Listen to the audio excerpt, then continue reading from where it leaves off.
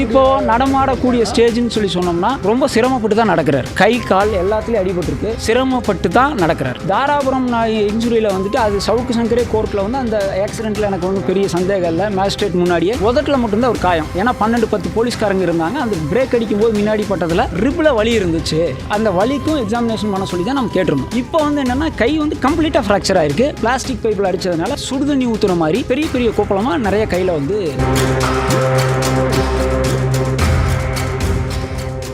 ஒரு அறிக்கை கொடுத்துருக்கணும். இந்த நிமிஷம் வரைக்கும் எந்த அறிக்கையும் சிறை நிர்வாகத்திடத்துலேருந்து வரல. ஏன் இப்போ நம்ம இவ்வளோ அவசரமாக கோர்ட்டில் இந்த பெட்டிஷன் மூவ் பண்ணோம்னா அவங்க வந்து பார்க்கல.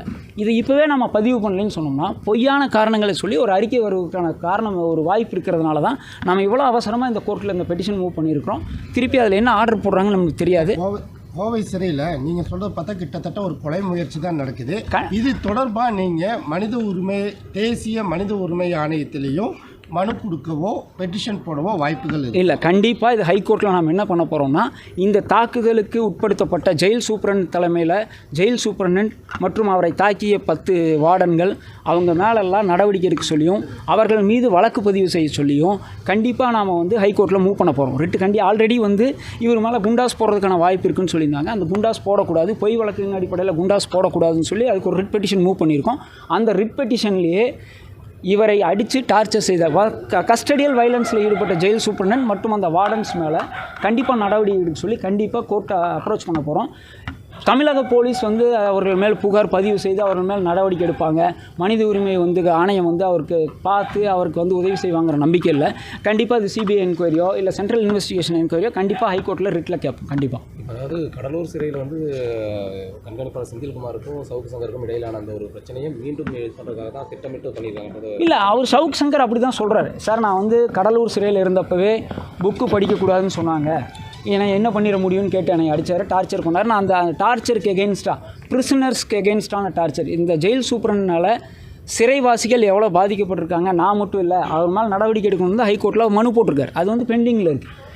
இப்போ அவர் சவுக் சங்கருடைய சந்தேகம் என்னன்னு சொன்னால் திருப்பியும் கோயம்புத்தூரில் இந்த வழக்கு பதிவு செய்யப்பட்டதுக்கான காரணம் அதே செந்தில்குமார்கிட்ட சவுக் சங்கர் ஒப்படைக்கணும், அவர் மீண்டும் அவரை டார்ச்சர் பண்ணணும்னு நினச்சி இது பண்ணியிருக்காங்கன்னு அவர் சவுக் சங்கர் பலமாக வந்து சந்தேகப்படுறார்.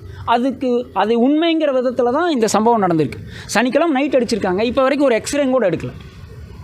2 மெடிக்கல் ரிப்போர்ட் இருக்குது. கவர்மெண்ட் ஹாஸ்பிட்டலில் ரிமாண்டுக்கு முன்னாடி ஒரு மெடிக்கல் ரிப்போர்ட் இருக்குது, ரிமாண்டுக்கு அப்புறம் ஒரு மெடிக்கல் எக்ஸாமினேஷன் நடந்திருக்கு. அதில் 2லேயுமே தெளிவாக தான் இருக்குது.